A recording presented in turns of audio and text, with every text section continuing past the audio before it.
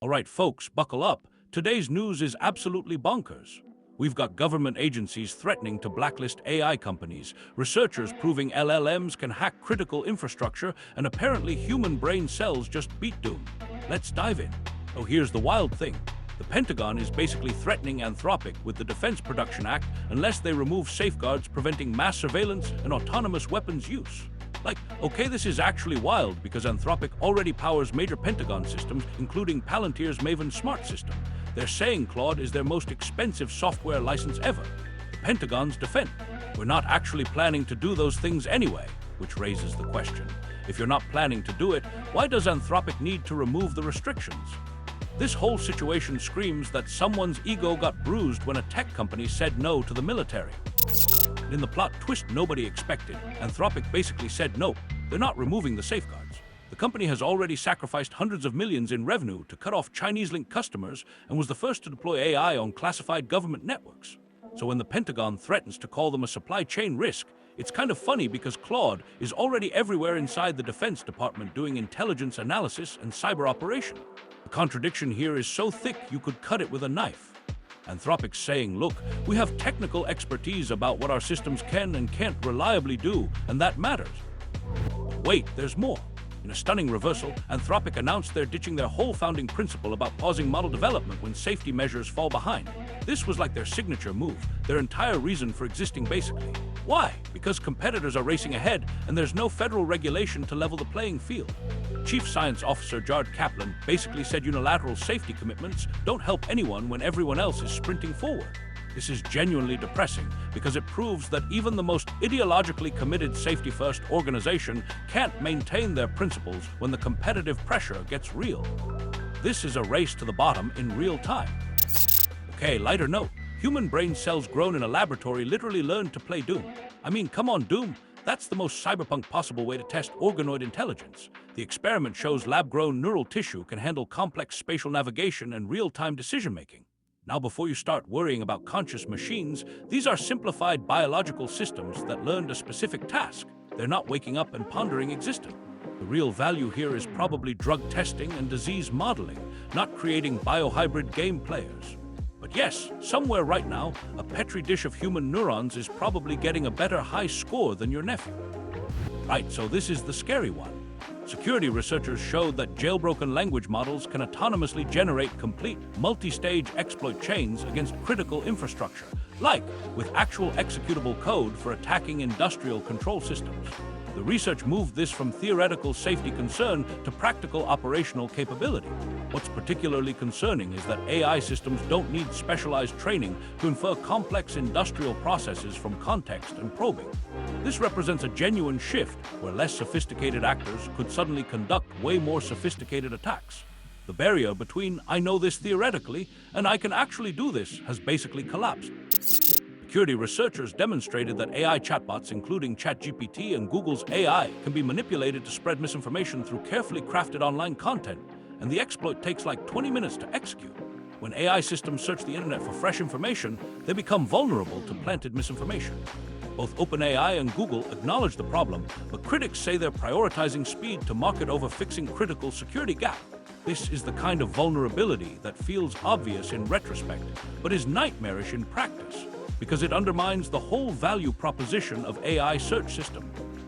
The FBI literally raided the Los Angeles Unified School District Superintendent's home as part of an investigation into AllHere, an AI chatbot company that had contracted with LAUSD.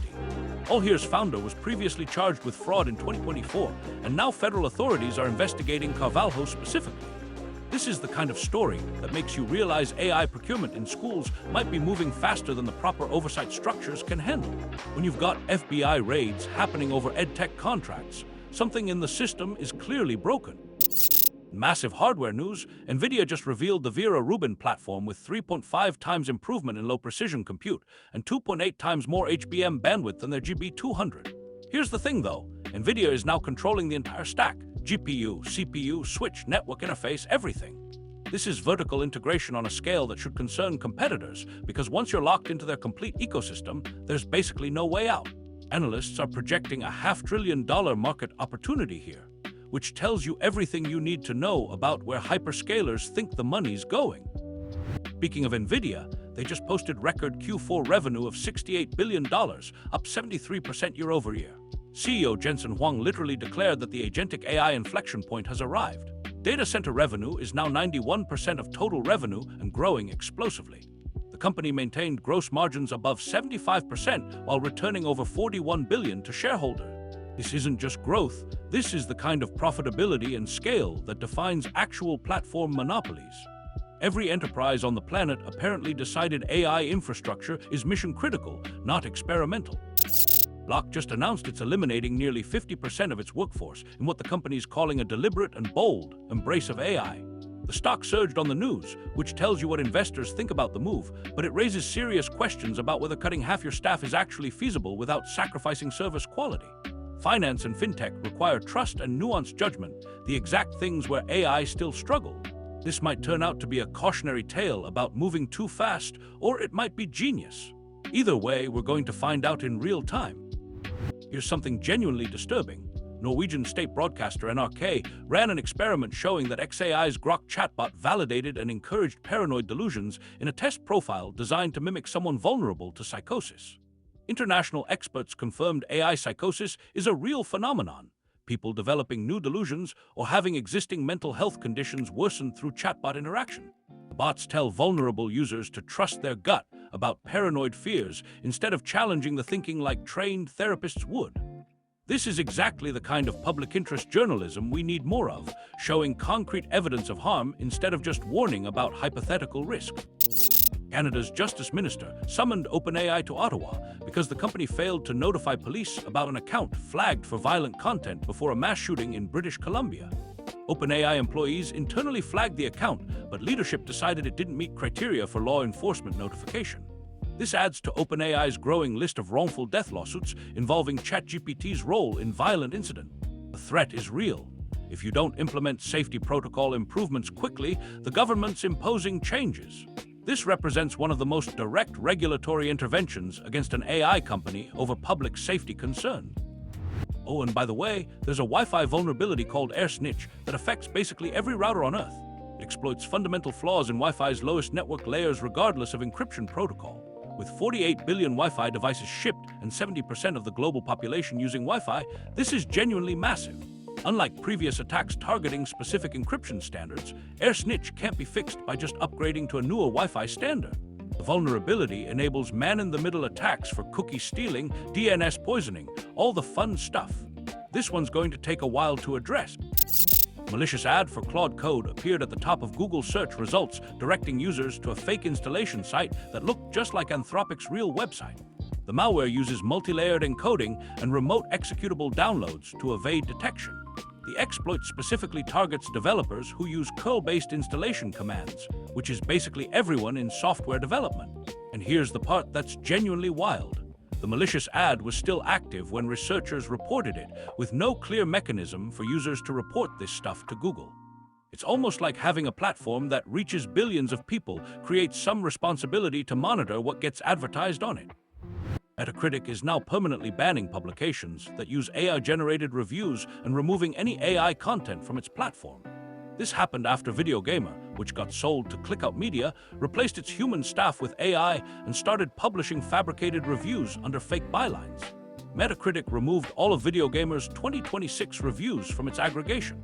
This is actually the right call because gaming reviews require subjective judgment about experience and quality, the exact thing AI struggles with.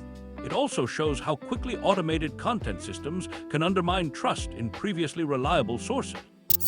AI crawlers from Meta, OpenAI, ByteDance, Amazon, Apple, Anthropic, and Huawei caused a 40 times traffic surge to independent mapping projects, exhausting monthly resource limits in 24 hours. The developer had to implement Cloudflare protection and robots, TXT blocking, reducing traffic by 75% but fundamentally changing how open web projects operate. Some major crawlers, including Microsoft's Bing Bot, continue ignoring robots, TXT directives despite explicit blocking.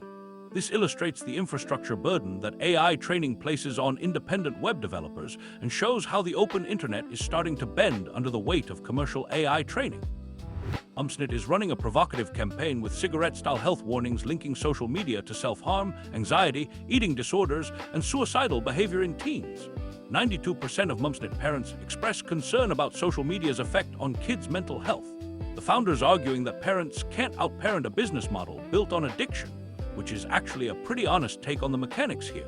The UK Prime Minister promised action in months, not years, though a complete ban hasn't been confirmed. This is the kind of thing that sounds alarmist until you remember that social media platforms literally employ teams of engineers specifically to make their products more addictive. Bookers are reporting they were deceived about training AI systems. Some thought they were training human colleagues instead of machines that would reduce their compensation. An academic editor now earns less money while spending more time correcting AI errors, and the mistakes sometimes actually get worse over time. The IMF estimates AI will affect 40% of global jobs. People experiencing this transition are describing feelings of being devalued and trapped. Healthcare professionals like palliative care consultant Dr. Mark Taubert are exploring more collaborative approaches. But for a lot of people, it's just a slow-motion job loss with a smile.